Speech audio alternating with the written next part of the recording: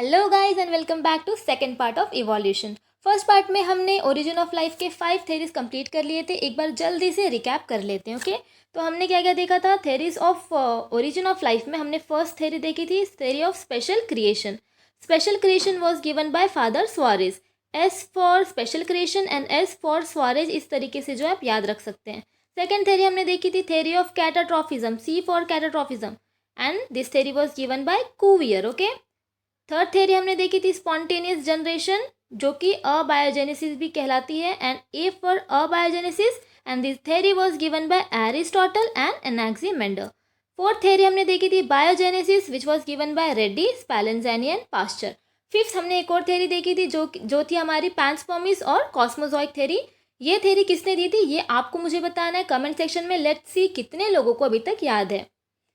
आज हम देखने वाले हैं sixth and the most accepted, most important theory of origin of life, which is theory of chemical evolution of life. Okay, ये theory दी थी हमारी ओपैरिन एंड हेल्डन ने। ये है हमारे ओपैरिन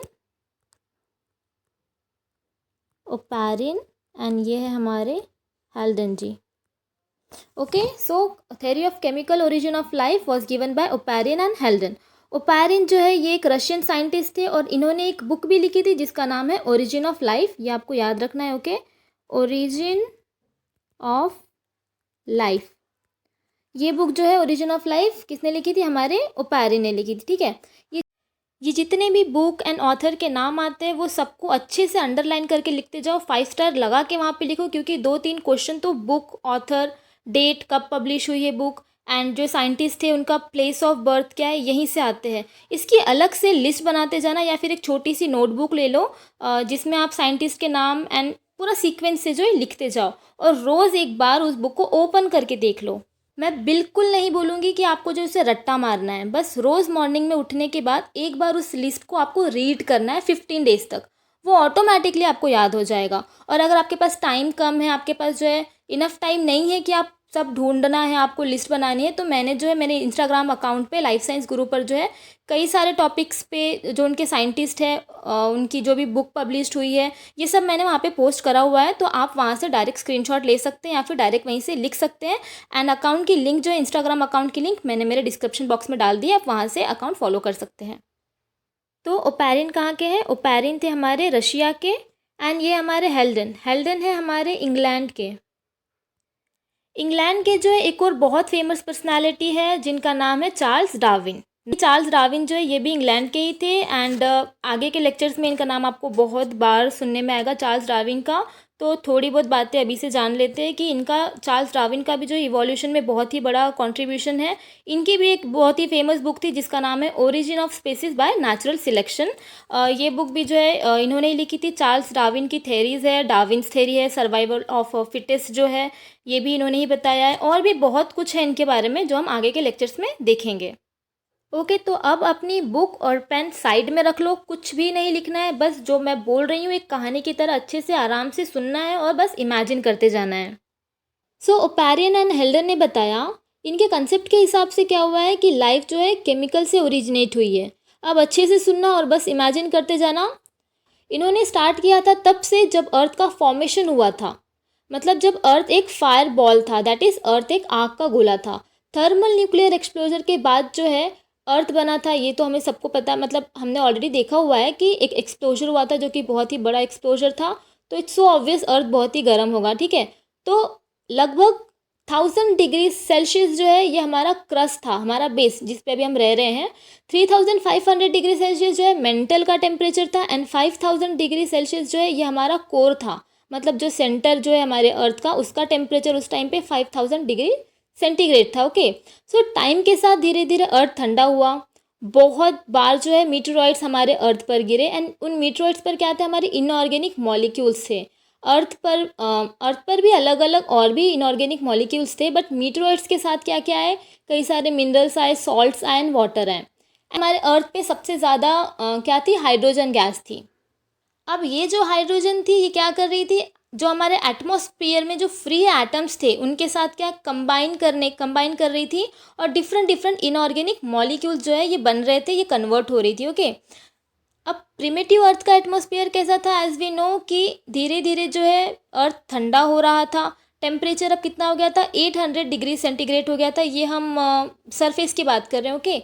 ओजोन लेयर उस टाइम पे नहीं थी, as we all know. Ozone layer ना होने के कारण जो यूवी रेज थी वो डायरेक्ट अर्थ पर गिरती थी, ओके। तो हाई यूवी रेज गिरना अर्थ पे, रेडियो एक्टिव रेज जो है अर्थ पर थी, बहुत ज़्यादा लाइटनिंग, थंडरिंग, क्रैकिंग, ये सब जो है कंडीशन में केमिकल्स के बीच में क्या हो रहा था, अलग अलग तरीके के रिएक्शंस हो रहे थे। सच एज जो हमारा हाइड्रोजन है वो नाइट्रोजन के साथ रिएक्ट करके अमोनिया का उसने फॉर्मेशन किया, एंड कुछ जो हाइड्रोजन थे वो कार्बन के साथ रिएक्ट करके उन्होंने मीथेन बनाया, दैट इज CH4। तो इन शॉर्ट हाइड्रोजन जो है बहुत ज़्यादा मात्रा में जो है उस टाइम हमारे अर्थ पे अवेलेबल था। हाइड्रोजन जो है बहुत ज़्यादा रिएक्टिव था, जिसके कारण जो है CH4 that is methane, NH3 ammonia, इन दोनों का फॉर्मेशन हुआ। प्रिमिटिव अर्थ जो था हमारा उसमें to that is oxygen was absent, और अगर वो थी भी, ऑक्सीजन थी भी, तो वो जो है फेरिक स्टेट में थी। उसके बाद कई बार हुई एसिड रेन, हमारे अर्थ पर जो है बहुत बार एसिड रेन हुई है। और उसके बाद क्या हुआ है, इनऑर्गेनिक जो मॉलिक्यूल्स थे, जो हमारा मीथेन था, अमोनिया था, हाइड्रोजन था, इनका जो है बहुत ही स्पीड से रिएक्शन होते ही जा रहा था। एंड देन कुछ टाइम बाद हुई हॉट वाटर रेन, ठीक है।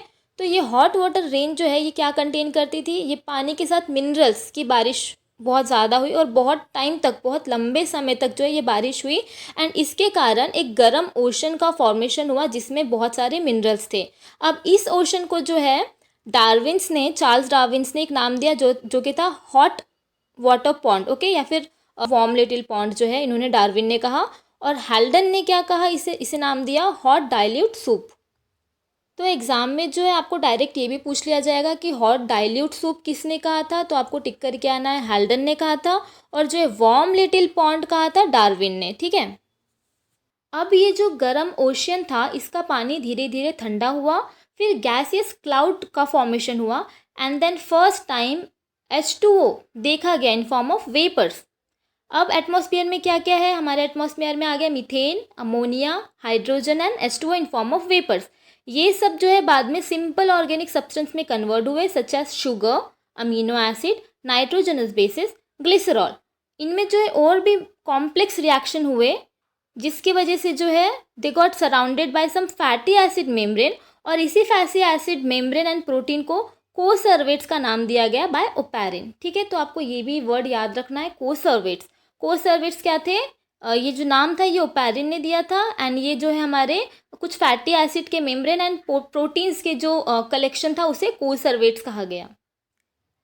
अब ये जितने भी कॉम्प्लेक्स रिएक्शन हुए थे उनसे हमें क्या क्या मिला, अमीनो एसिड बन गए थे, शुगर बन गए थे, नाइट्रोजनस बेसिस बन गए थे, न्यूक्लियोसाइड्स बन गए थे, न्यूक्लिक एसिड बन गए थे। And you all know that these compounds have property of auto replication, so this auto replication led to biogenesis. Okay, so कहानी होती है अब ख़त्म। यहाँ पर अपनी अपनी बुक निकालो और फटाफट से जो मैं आगे का बता रही हूँ यूरे एंड मिलर का एक्सपेरिमेंट, उसको आपको फटाफट से लिखते जाना है, ठीक है। तो यहाँ तक हमें इतना तो समझ आ गया कि first life was originated by abiogenesis, क्योंकि केमिकल से ओरिजिन हुआ था, and rest of life by biogenesis. Oparin and Haldane का ये जो कॉन्सेप्ट था इसको एक्सपेरिमेंटली प्रूव किया गया था 1953 में by Stanley Miller and Harold Urey के थ्रू, ठीक है। तो ये है हमारे मिलर एंड ये है हमारे यूरे, ओके। सो इनके थ्रू जो है जितना कुछ ओपैरिन एंड हेल्डन ने बताया था, जो उन्होंने कॉन्सेप्ट दिया था, इन्होंने जो अपने लैब में उसे प्रूव किया है। एक बार इनका सेटअप देख लेते हैं। तो ये है इनका पूरा एक्सपेरिमेंटल सेटअप। शुरू करते हैं, फर्स्ट लाइन क्या लिखी गई है कि ग्लास, इन्होंने क्या क्या लिया है, एक ग्लास का फ्लास्क लिया है, connected in a loop with one flask half filled with water, as you can see here. इन्होंने एक फ्लास्क में क्या किया है, आधा पानी भरा हुआ है, and another flask containing pair of electrode. यहाँ पे जो है दूसरा फ्लास्क है जिस पर इलेक्ट्रोड लगे हुए हैं, ठीक है। अब क्या लिया है इन्होंने, mixture of gases NH3, CH4 and hydrogen. यहाँ पे जो है, यहाँ पे आप देख सकते हैं कि यहाँ से जो है गैसेस ऐड की गई थी, तीनों वही गैसेस हैं जो कि प्रीवियस जो हमारा प्रिमिटिव एटमॉस्फेयर था उसमें ये तीनों गैसेस ज़्यादा थी, हाइड्रोजन सबसे ज़्यादा था। तो इन्होंने उसी रेशो के हिसाब से गैसेस यहाँ पर ऐड करी, ठीक है। अब इन्होंने क्या किया, बॉइलिंग वाटर, यहाँ पे वाटर बॉईल हो रहा है, high frequency spark by tungsten electrode, ये हमारे जो इलेक्ट्रोड थे ये टंगस्टन वायर के थे, ठीक है। कंडेंसर यहाँ पे लिया गया है, ये है कंडेंसर, ओके। अब आगे क्या क्या हुआ, इसमें प्रोसेस क्या थी कि steam from the boiling water mixes with the other gases in the apparatus। यहाँ पे जो हाफ पानी लिया गया था, जो फ्लास्क था उसमें फुल पानी नहीं फिल किया गया था, क्योंकि हमको इमेजिन करना है कि यही हमारा अर्थ था। ओके, हमारा प्रिमिटिव अर्थ था जिसमें आधा जो है पानी भरा हुआ है। एंड उस टाइम जैसे कि ओपैरियन एंड हेल्डन ने बताया था कि टेम्परेचर बहुत ही ज़्यादा था, तो पानी जो है हमारा हॉट डाइल्यूट सूप जो बना था, मतलब जो एक रेन हुई थी गर्म पानी की, तो आपको इमेजिन करना है कि यही जो है वेपर्स यहाँ पे बन रहे हैं। और ये हमारा एटमॉस्फेयर है जहाँ पे सारी गैसेस, जो हमारा मीथेन, अमोनिया और हाइड्रोजन था, वो अवेलेबल थी। उसके बाद जो है यहाँ पे जो स्पार्किंग, यहाँ पे इलेक्ट्रोड लगाए गए हैं, वो पूरा इन्होंने वो एटमॉस्फेयर यहाँ पे क्रिएट किया है बताने के लिए कि जो भी ओपैरियन एंड हेल्डन ने कहा है वो ट्रू था। ठीक है, तो नेक्स्ट इन्होंने क्या किया, पानी तो यहाँ गर्म हो गया, पानी जो है वेपर्स के फॉर्म में ऊपर जा रहा था। ऊपर यहाँ पे आने के बाद इसके अंदर कई सारी गैसेस मिक्स हो रही थी, कई सारी नहीं, जो हमारी 3 मेन गैसेस थी वो यहाँ पे मिक्स हो रही थी। उसके बाद जो ये पानी इवोपोरेट होके यहाँ जा रहा था, जो सेकंड फ्लास्क था जहाँ पे इलेक्ट्रोड्स लगे हुए थे। ठीक है, so this is passed into the section containing the electrodes and sparks here, as you can see. The steam and the mixture of gases is cooled down via the help of condenser and flow back to the boiling flask.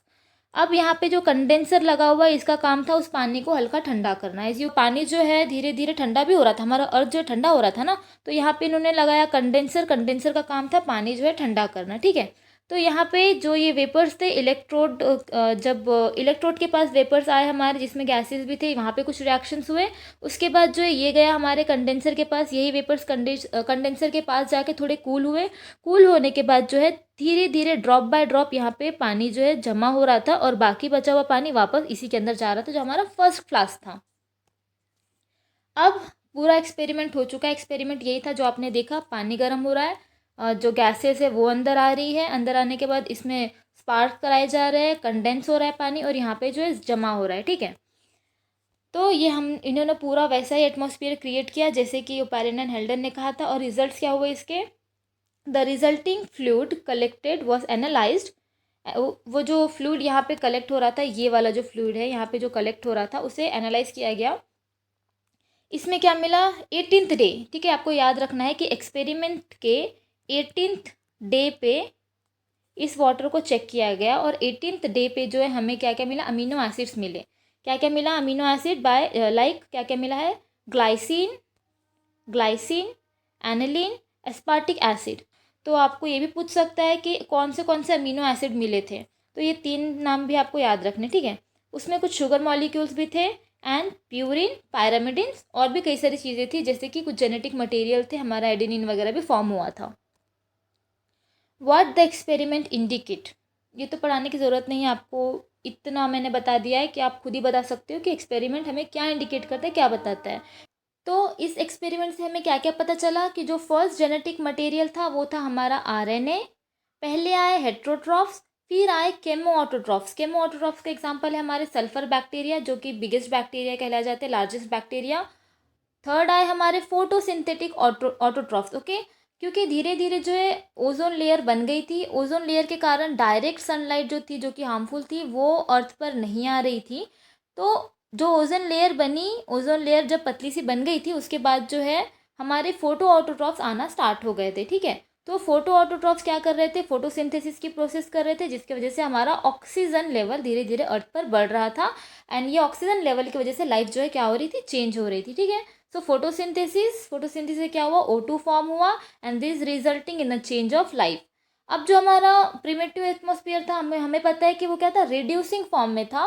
So this reducing environment change to oxidizing environment, because O2 का formation अब हो रहा था। Okay, अब ये जो prokaryotes and eukaryotes है, इनमें क्या हुआ, धीरे धीरे और भी चेंजेस हुए, क्योंकि अब ऑक्सीजन आ चुका था। तो O2 की प्रेजेंस में एनिमल एंड प्लांट में जो है बहुत सारे चेंजेस हुए, जो हमें जियोलॉजिकल टाइम स्केल से पता चलता है कि कौन से जो प्लांट्स थे वो कब डोमिनेटिंग थे, कितने मिलियन ईयर एगो पहले हमारे इन्वर्टिब्रेट आए, फिर हमारे वर्टिब्रेट कब आए, फिश, एम्फीबियन, रेप्टाइल, बर्ड, जो हम लोग हैं अभी रिसेंट मैन है, ये कितने मिलियन ईयर एगो पहले आए, ये सब जो है आपको जियोलॉजिकल टाइम स्केल से पता चलता है। एंड जो मेरी वीडियो है जियोलॉजिकल टाइम स्केल, अगर आपने वो नहीं देखी है तो आप देख सकते हैं, लिंक मैं डिस्क्रिप्शन बॉक्स में जो है डाल रही हूँ।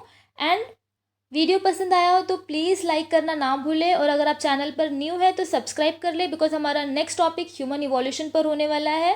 और for next video notification you need to subscribe quick with it. Thank you.